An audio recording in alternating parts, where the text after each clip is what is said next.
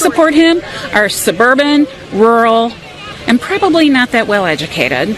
You mean like those people over there? Yep.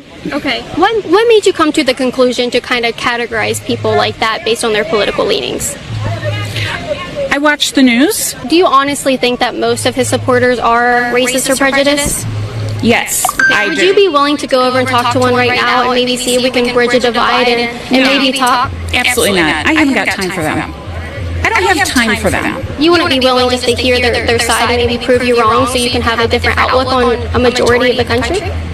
No. What's wrong? Daddy, What? yeah, she says she wants a real man. You what? One who opens up the door, holds your hand and Are you steals serious? style when you feel Daddy! Good evening. My name is Anatoly Anatolisva, and this is Patriots Must Rise.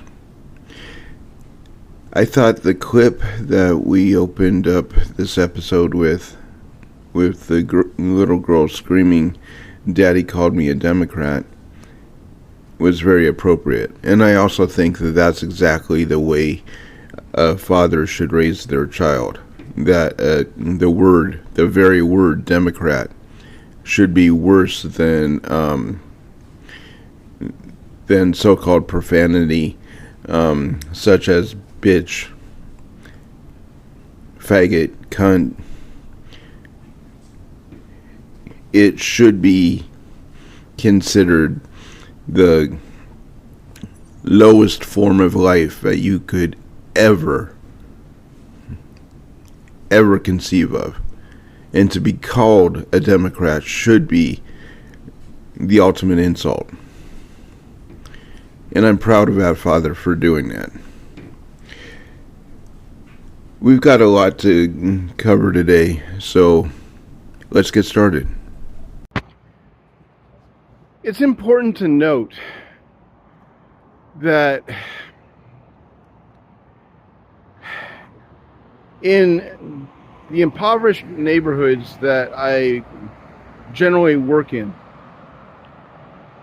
doing security, there are three things that are happening.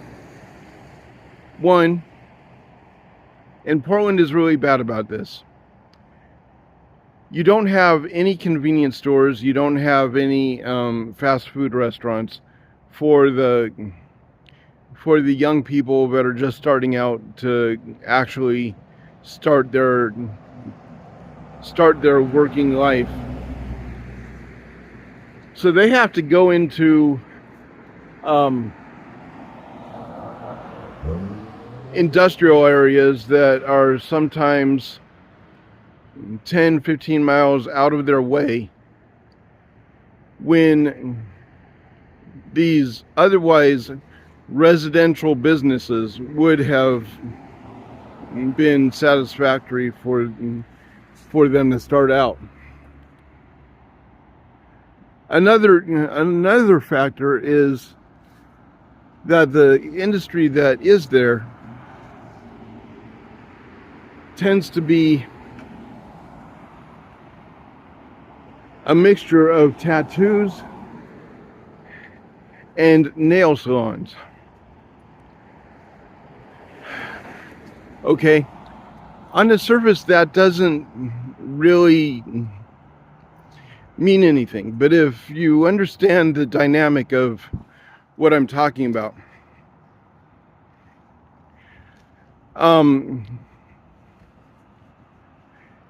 in low-income cultures, tattoos and nail salons tend to be the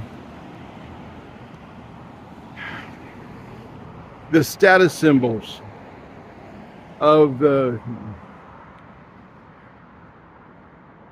impoverished. If you can keep your nails up to date, so to speak, I don't know what a good term for that is. You have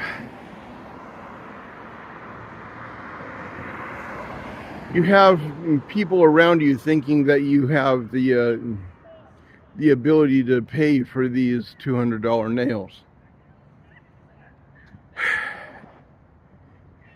If you get a new tattoo, everybody in the neighborhood knows that the average tattoo costs $400. That's $400 that you apparently didn't need for food or rent, so you must be doing pretty well. It's all an illusion, and that's why you see these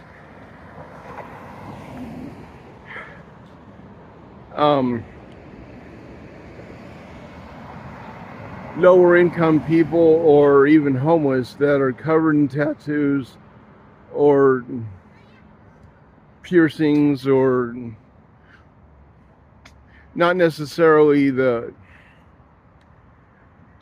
acrylic nails, because the acrylic nails wear off faster than everything else. So it's important that people understand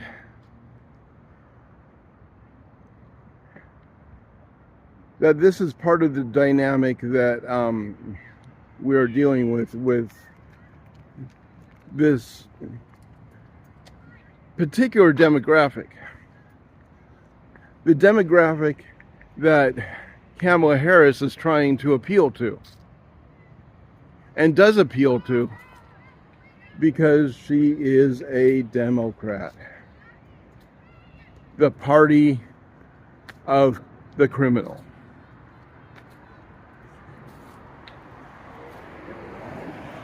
If they actually paid attention, they would know that she is not one of them. But they're not paying attention to what she hasn't done. They're paying attention to what she has said. Just like the smoke and mirrors of the tattoos and acrylic nails in a impoverished situation.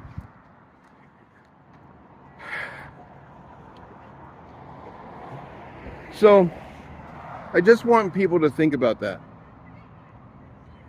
And as you think about that, I've got a lot more in this episode to be thinking about as well. For instance, was Joe Biden actually forced out? I also want to point out that the spending habits that get prioritized for these tattoos and acrylic nails, the weed out of these weed dispensaries that the entire West Coast has popping up everywhere, but mostly in impoverished neighborhoods, is exactly the problem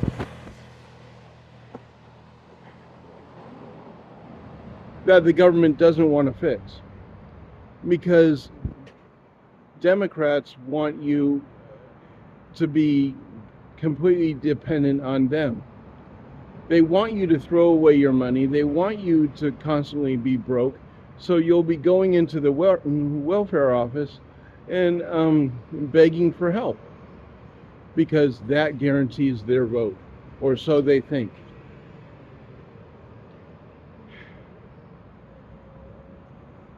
Don't buy it. You're better than that.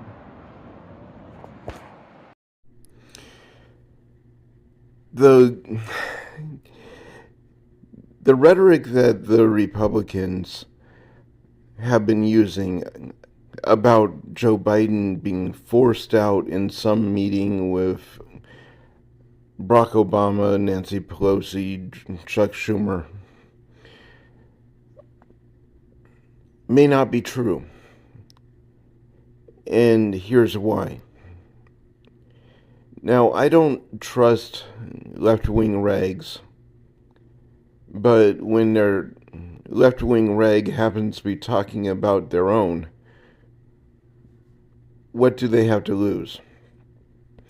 So this is Politico. Biden signals to aides that he would serve only a single term. Then you go to The Hill, dated June 13th, 2024. Did Biden break a one-term pledge? The narrative may actually look a little bit different if we analyze the whole story. If you think about it, the whole idea of bringing in a well-known, openly crooked politician like Joe Biden into the White House and picking a DEI to be the vice president that was actually rejected by the DNC in 2016 and 2020.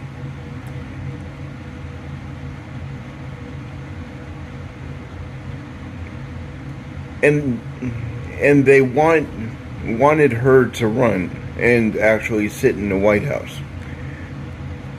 She wouldn't have made it any other way than Joe Biden stepping down from the candidacy in a second term. She had to be the vice president in order to actually make it into the candidacy, because she was the incumbent vice president. She would have been the next in line. Personally, I think there's something wrong with that very system. If the president steps down, I think it shouldn't matter who the vice president is. I mean, the general election year is basically a void year. You don't have a president during the election. So why are we honoring a position that doesn't exist? Just something to think about. So tell me about this shooting. Yeah, school shooting. It's in Georgia. Yeah? Yeah. Never heard of the town. It kind of surprised me. Oh, well, they're starting to realize that if they name the town, people are going to realize that it's run by liberals, and then their whole anti-gun thing kind of goes out the window. Man, what they're calling shootings nowadays. Okay, so the DNC was told by Chicago citizenry not to have the DNC in Chicago because of their immigration policies and how Chicago's been run down by the Democrats, and basically the Democrats lost the entire population of Chicago in recent elections to the Republican policies simply because they don't want to deal with Democrats anymore. So what you're going to see in this clip, what you're going to hear in this clip is, yeah, a lot of pro-Palestinian rhetoric, but it is a indicative of how America is feeling toward this parasitic organization that has been destroying America systematically since it has been found. So here we go. The Democrats might have an internal problem.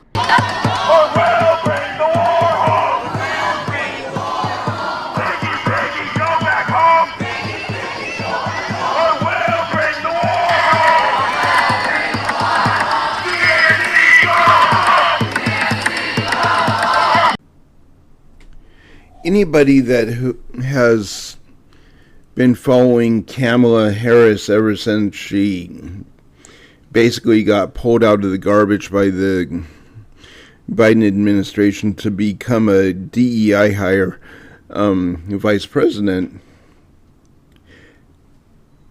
knows that she is not smart enough to do a background check on her running mate. Her running mate that is guilty of the most vile crime next to pedophilia, and honestly, I believe that he is a pedophile.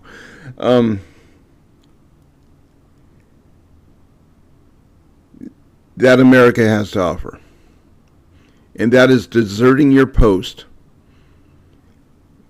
while still serving as a non-commissioned officer in the military. The clip was recorded by Megyn Kelly. The men that she is talking to are former unit members of his National Guard unit, know him personally, and you're going to hear exactly what they think of him. And I hope that if you were going to actually vote for these pieces of garbage, you might actually reconsider if you hear this.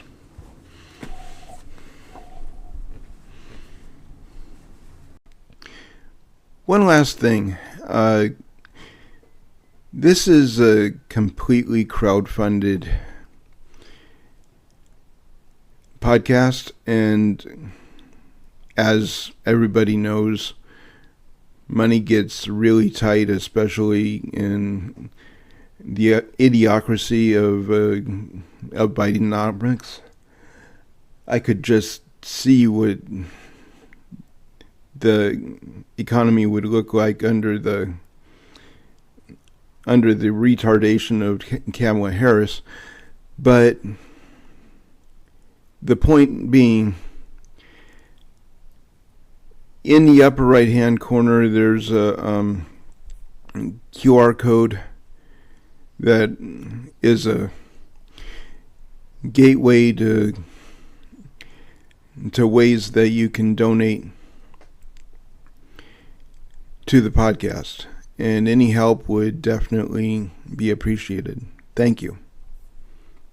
The position he should have had on the deployment. Yep, when he quit in May, it was like the rumor went across the state that he had quit, and it was like, who the hell does that? I mean, it was just unbelievable that a CSM abandoned his troops, 500 soldiers basically. But beyond that, there's 1,000 parents out there that expect that person to lead those people into combat and to train them and to do everything they can to equip them properly and try to get them all home alive if possible. And besides those 1,000 parents, there's all the sisters and brothers out there and everybody in the small hometowns in the National Guard. I mean, there's thousands of towns across Minnesota that have Guard people in them. All this great community is behind all those soldiers there, and for that sergeant major or a first sergeant or an E7 or anybody in an NCO position to quit like that, it's like losing the patriarch of the family.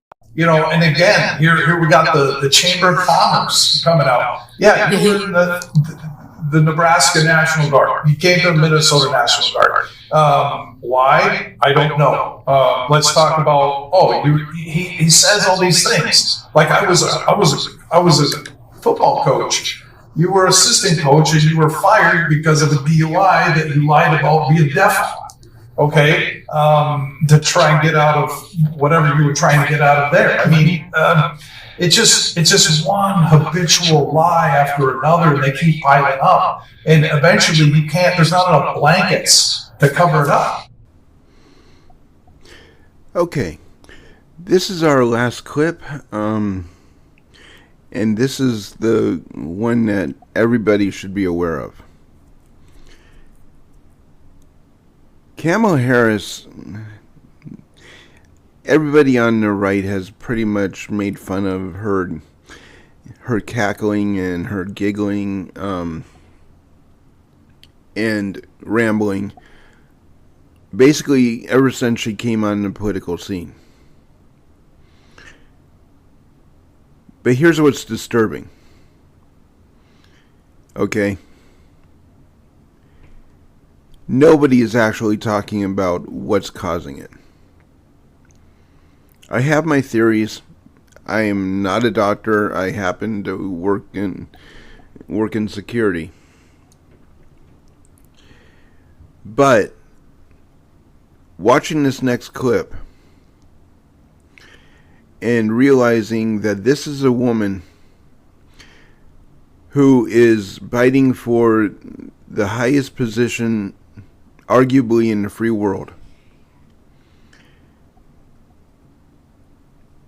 Anybody that sees it should be very concerned.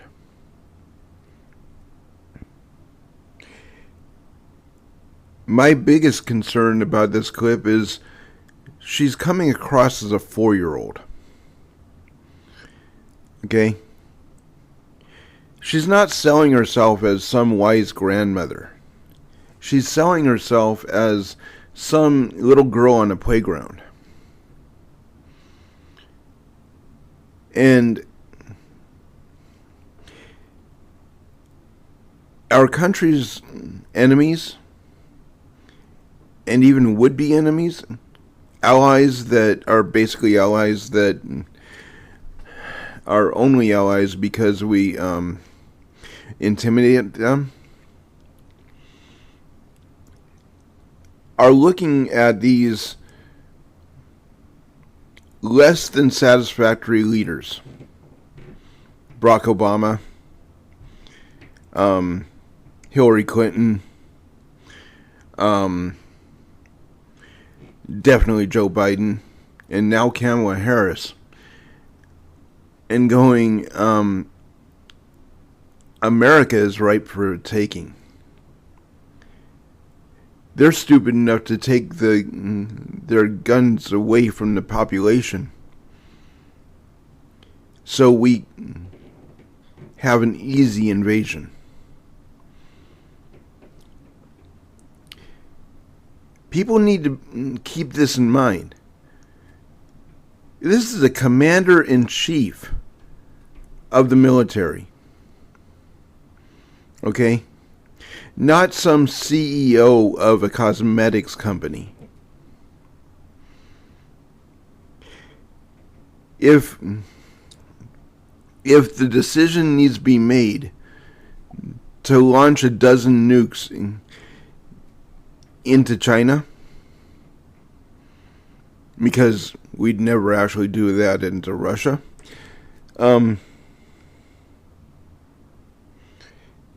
somebody's actually got to have the resolve to do it. And apparently that is not going to be some bleeding heart liberal that has never run a company, failed throughout her entire life. And the only reason that she has a position at all is because of her oral skills with a dick. Anyway, roll the clip. I feel that the future is bright and that we will have a new president who will be elected, and she will lead the nation with integrity and with a sense of fairness and justice, and she will be there. One last thing. This is a completely crowdfunded podcast, and as everybody knows, money gets really tight, especially in the idiocracy of Bidenomics. I could just see what the economy would look like under the retardation of Kamala Harris. But the point being, in the upper right hand corner there's a QR code that is a gateway to ways that you can donate to the podcast, and any help would definitely be appreciated. Thank you.